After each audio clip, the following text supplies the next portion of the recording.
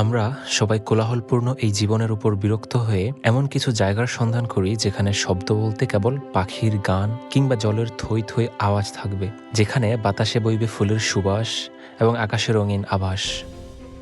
হয়তো আবার কারো স্বপ্ন এই আবদ্ধ অফিস কিংবা চাকরি ছেড়ে যদি এমন এক জায়গায় যাওয়া যায় যেখানে আপনি একটি ফার্মের মালিক হবেন আর অবসর সময়ে বড়শির হুক ফেলে মাছ ধরবেন।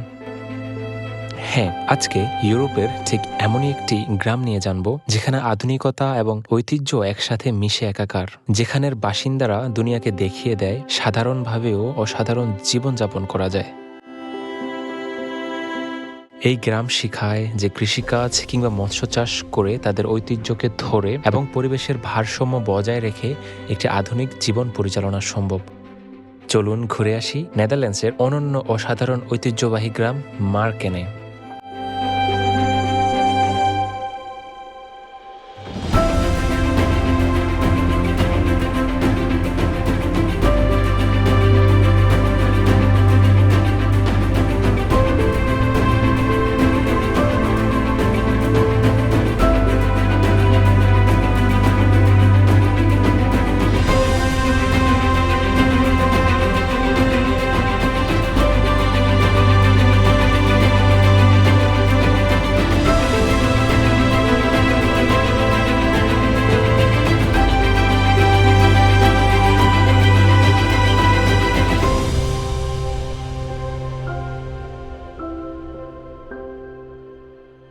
গ্রামটি নেদারল্যান্ডসের রাজধানী অ্যামস্টারডাম থেকে মাত্র ২০ কিলোমিটার উত্তর পূর্ব দিকের একটি উপদ্বীপ, যেখানে পর্যটকরা বাসে কিংবা গাড়িতে যেতেই পছন্দ করেন, কিন্তু আমি আপনাদের নিয়ে যাব সাইকেলে করে।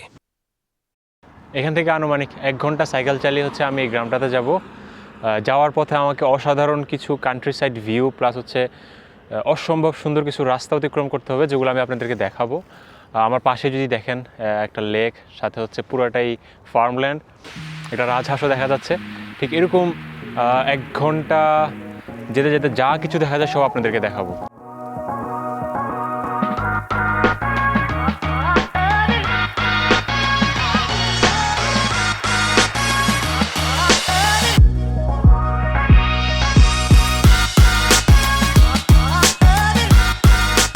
এই রাস্তাটা দেখে আমার ওই গানের কথা মনে পড়ে গেছে, যদি তোর ডাক শুনে কেউ না আসে তবে একলা চলো রে।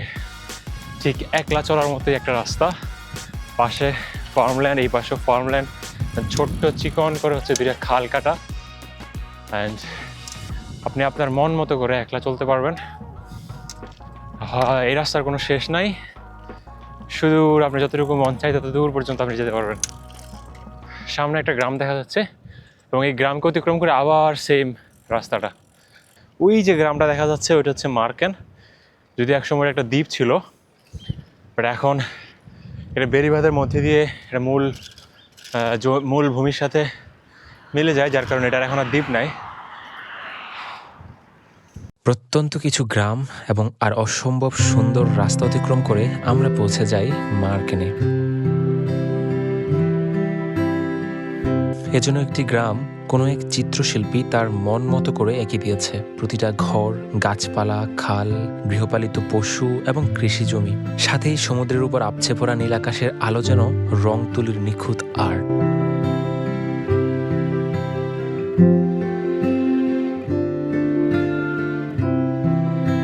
ওকে, এই গ্রামটার হিস্টোরি নিয়ে কথা বলা যাক। এই গ্রামটা একসময় ছিল সমুদ্রপৃষ্ঠের নিচে, কারণ এটা সমুদ্রপৃষ্ঠের নিচে অবস্থিত এই অঞ্চলটা। নবম শতকের দিকে এখানে একটা চর জেগে ওঠে এবং দশম শতকের দিকে কিছু মানুষ অস্থায়ীভাবে এখানে তাদের বসত বাড়ি তৈরি করে এবং কৃষিকাজ করা কিংবা লবণ চাষের মাধ্যমে তাদের জীবিকা নির্বাহ করে থাকতো, যা বর্তমানে কিছু কিছু মানুষ এখনও করে থাকে। তারা মাছ ধরে এবং এখন এখানে চাষাবাদ করে থাকে এবং তাদের এখনও ফার্ম রয়েছে যেখানে মুরগি, ছাগল, ভেড়া ইত্যাদি পালে। আবার যদিও এখানকার বর্তমানে বেশিরভাগ মানুষরাই বিভিন্ন কাজ করে থাকে, এখন আর সেই কৃষি কাজ কিংবা সেই মাছ ধরার সংস্কৃতিটা নেই, কিন্তু এখনও ধরে রাখছে কিছু মানুষ। বর্তমানে এখানকার বেশিরভাগ মানুষের জীবিকা নির্বাহের প্রধান মাধ্যম দর্শনার্থী কেন্দ্রিক, কারণ অনেক টুরিস্টরা প্রতিদিন এখানে ঘুরতে আসে। কিছু মানুষ এখানে রেস্টুরেন্ট আছে, তারপরে কিছু মানুষের এখানে বিভিন্ন সোভিনির শপ আছে, এবং আরও কিছু মানুষ, যেহেতু অ্যামস্টারডাম থেকে বেশি দূরে না, তারা চাকরি বাকরিও করে।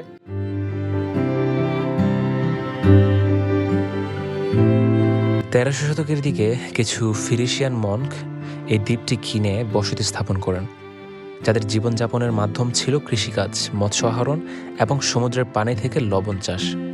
দ্বীপটি সমুদ্রপৃষ্ঠের নিচে হওয়ায় বিভিন্ন সময় বন্যা দেখা যেত, যার ফলে ওই অঞ্চলের মানুষরা উঁচু ঘর কিংবা কাঠ দিয়ে ঘর তৈরির সংস্কৃতি চালু করে।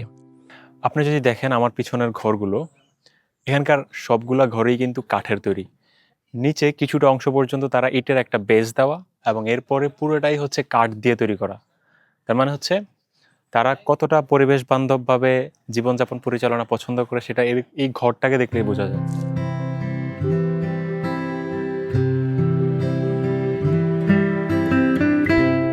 1916 সালের এক ভয়াবহ বন্যায় দ্বীপটির ব্যাপক ক্ষতি হয় এবং পরবর্তীতে ডাচ সরকার বেড়িবাঁধ তৈরি করে মূল ভূখণ্ডের সাথে যুক্ত করে। বর্তমানে গ্রামটিতে 1800 জনের মতো মানুষ বসবাস করছে। বিলাসিতা, যাতায়াত কিংবা কোলাহলপূর্ণ জীবন থেকে বিরতি লাভের আশায় মানুষগুলো এই গ্রামটিকে পছন্দ করেছে। জীবন এখানে ধীর এবং শান্ত। আমি একটা উঠানে এসে দাঁড়াইছি। আমার এই পাশে হচ্ছে ঘর, এই পাশে ঘর, এই পাশে ঘর। আমাদের দেশে হচ্ছে এরকম মাঝখানে যখন একটা উঠান থাকে, এরকমই একটা উঠান। আর সবগুলো ঘরে যদি দেখেন আপনার হচ্ছে কাঠের তৈরি। এই পাশের ঘরটা হচ্ছে কাঠের তৈরি, এই পাশের গুলো। আপনার কাছে অর্থ সম্পদ হয়ে গেলে মানে এই না যে আপনি এখানে দালান কোঠা করে ফেলবেন এবং সেটাতেই হচ্ছে আপনার সুখ। এখানে পরিবেশকে কতটা সুন্দর করে ভারসাম্য বজায় রেখে আপনি সুন্দর একটা জীবন লিড করতে পারবেন, এটাই এই গ্রাম কিন্তু শিক্ষা দেয়। আপনি যদি দেখেন, যদিও উঠানটা হচ্ছে ইট দিয়ে পাকা করে দিছে।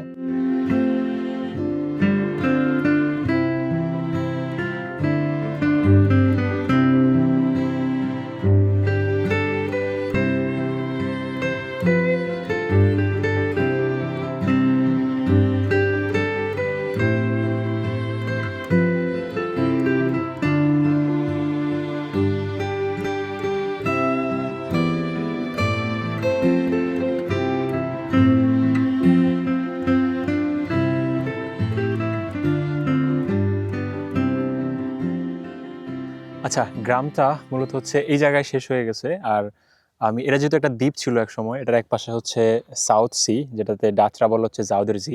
আমি আছি হচ্ছে গ্রামের চারপাশে এরকম একটা রাস্তা করে দেওয়া আছে, যাতে করে হচ্ছে আপনার গ্রামের এক পাশের যে সৌন্দর্য, সমুদ্রের যে সৌন্দর্য সেটা, এবং একসাথে যে গ্রামের ফার্মল্যান্ডগুলো আছে সেগুলো উপভোগ করার জন্য এই রাস্তাটা করে দিয়েছে। আরেকটা জিনিস বলে রাখা ভালো যে নেদারল্যান্ডস আর পানি এই দুইটা ওতপ্রোতভাবে জড়িত। কারণ নেদারল্যান্ডসের অর্থ হচ্ছে নিচু ভূমি। আপনি যদি দেখেন এই যে এই ঘরগুলোর ঠিক আমার এই যে উঁচু জায়গাটার ওই পাশটাতেই হচ্ছে একটা সাগর, যেটাকে সাউথ সি বলে।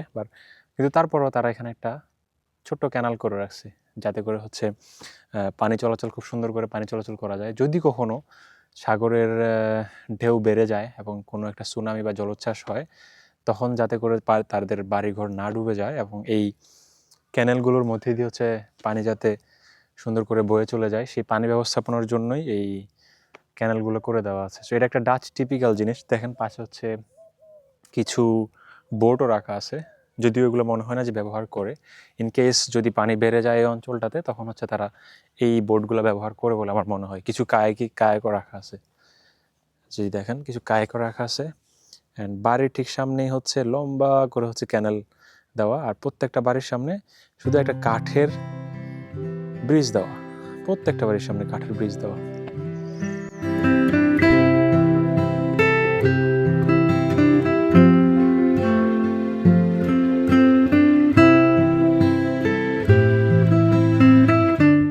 আমি আসছি হচ্ছে এখন এই গ্রামের একটা খামারের মধ্যে।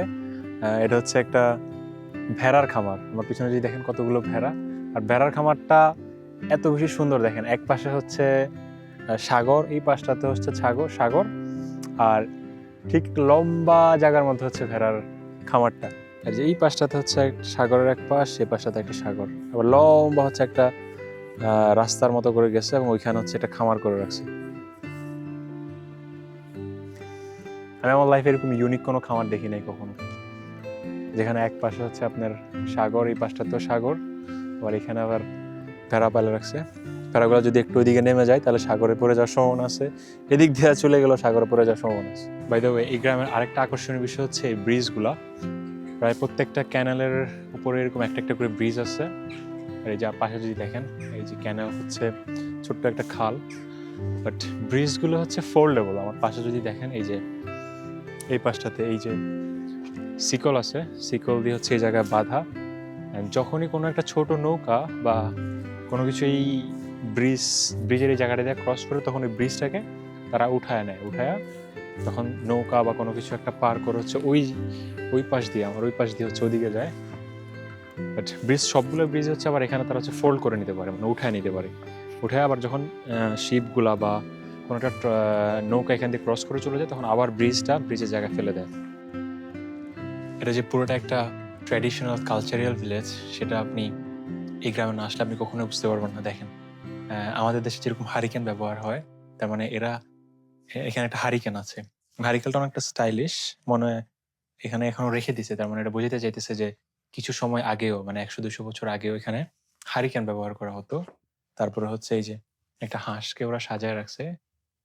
কারণ এখানে হচ্ছে যেহেতু ওরা বেশিরভাগই ফার্মার, তো ওরা হাঁস পালে বা মুরগি পালে, তো এই সকল হাঁস মুরগির কিছু মৃৎশিল্প হিসেবে রেখে দিছে মাটি দিয়ে তৈরি করে বাসার সামনে। আর লুক এট দ্যাট, এই যে সবগুলা ঘর কিন্তু হচ্ছে কাঠের তৈরি, কাঠ দিয়ে ঘর। আবার নিচের আবার বেসমেন্টটা হচ্ছে কিছুটা হচ্ছে আপনার এই ইটের তৈরি। যদি দেখেন যে এই জায়গাটা হচ্ছে ইট, এর উপরে হচ্ছে আবার কাঠ। তারা পুরোটা ইট দিতে চায় না। তার মানে এই না যে তারা কিন্তু রিচ না, তারা অনেকেই কিন্তু রিচ। আপনি দেখেন এই পাশটাতে হচ্ছে ওদের গাড়ি, ব্যবহৃত গাড়ি, কারণ ওরা যখন দূরে অ্যামস্টারডাম মানে ক্যাপিটালে যায় তখন গাড়ি ব্যবহার করে। কিন্তু ওরা যেখানে থাকে সেটা হচ্ছে কাঠের ঘর। এই শহর কিন্তু, মানে এই গ্রামটা বা এই অঞ্চলটা কিন্তু মাঝে মাঝে -10 ডিগ্রি, -10 বা -5 ডিগ্রি পর্যন্ত চলে যায় শীত। তাও হচ্ছে ওরা কাঠের ঘরে থাকে। চাইলেই কিন্তু ওরা হচ্ছে ইটের ঘর তৈরি করতে পারে, বাট এরকম বিলাসিতা নাই। কারণ ওরা এই পরিবেশের প্রতি যেরকম একটা শ্রদ্ধা আছে, বা পরিবেশের তাদের কালচারকে ধরে রাখার প্রতি যেরকম একটা শ্রদ্ধা আছে, সেই তুলনায় তাদের বিলাসিতাটা অনেক অনেক কম। এটা সাধারণ জীবনও অসাধারণভাবে যাপন করা যায়, সেটা হচ্ছে এই গ্রামে না আসার আগ পর্যন্ত আমি বুঝতাম না। কারণ এই গ্রামের যে ঘরবাড়িগুলো আছে, ঘরবাড়িগুলোর মধ্যে খুবই সাধারণভাবে ডিজাইন করা, ফুল দিয়ে সাজানো। ঘরটা অনেক বিলাসবহুল না, কাঠের তৈরি, দেখতে আহামরি খুব বেশি ফ্যান্সি না, কিন্তু ঘরের আশেপাশে ফুল দিয়ে সাজায় রাখা। তারপর হচ্ছে কিছু হাঁসের মূর্তি, একটা দোলনা, তার সামনে হচ্ছে আবার সুন্দর সুন্দর ক্যানেল। কতটা সিম্পলি আপনি একটা অসাধারণ জীবন পরিচালনা করতে পারেন, সেটা আপনি এই গ্রামে না আসলে কখনো বুঝবেন না, বা আমি যেটা বুঝতাম না।